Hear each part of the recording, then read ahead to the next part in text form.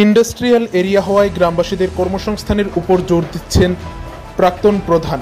বিভিন্ন দলগুলির প্রস্তুতি এবং প্রচার প্রায় শেষ। বিশেষ করে শাসক দল তাদের আধিপত্য বজায় রাখার জন্য অনেক আগে থেকেই নির্বাচনী প্রচার শুরু করেছে।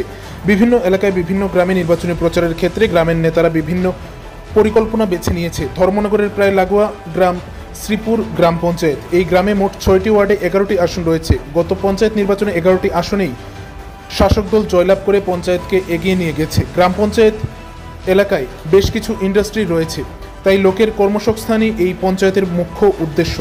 গত পঞ্চায়েত বোর্ড প্রধান হিসাবে ছিলেন দীর্ঘদিনের নেতা সঞ্জয় ভৌমিক। এবার ওনার মুখ্য উদ্দেশ্য হচ্ছে এলাকার মানুষের জন্য কর্মসংস্থানের ব্যবস্থা করা।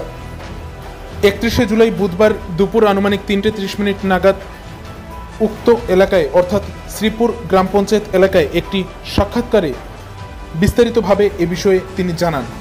এখানে একটি রাইস মিলের ব্যবস্থা রয়েছে, এতে প্রচুর সংখ্যক কর্মী কাজ করে। তাছাড়া এলাকায় ধূপকাঠি প্লাইউড এর শিল্প গড়ে উঠেছে। কিছু সংখ্যা ফার্নিচারের শিল্প গড়ে ওঠার সম্ভাবনা রয়েছে।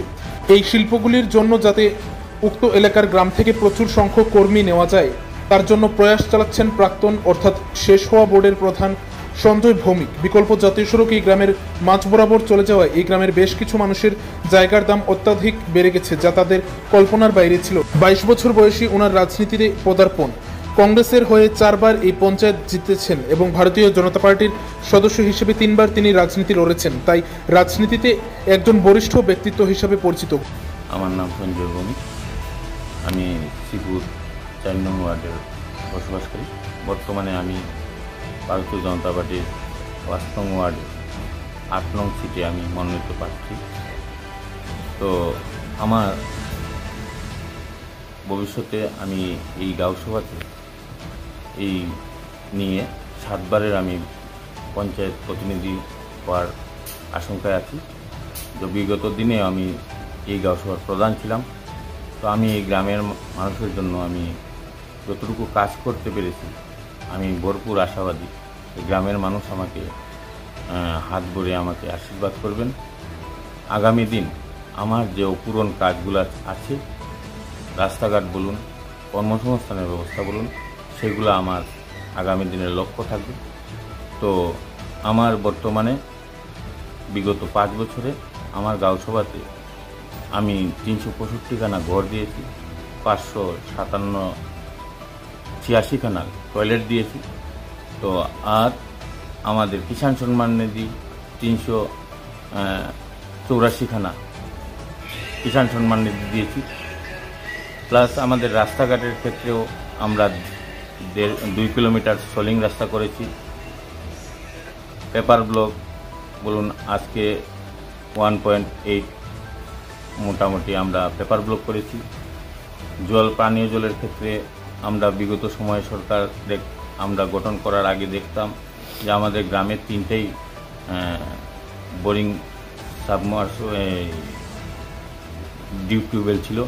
তো বর্তমানে আমাদের গাঁওসভাতে আরও 4খানা ডিপ টিউবওয়েল করেছি এবং আমার গাঁওসভা থেকে পার্শ্ববর্তী এডিসিতেও জল দেওয়ার জন্য আমার গাঁওসভাতে আরও 2টা বোরিং করিয়ে আমার পার্শ্ববর্তী গাঁওসভাকে দেওয়ার বন্দোবস্ত করে দিয়েছি।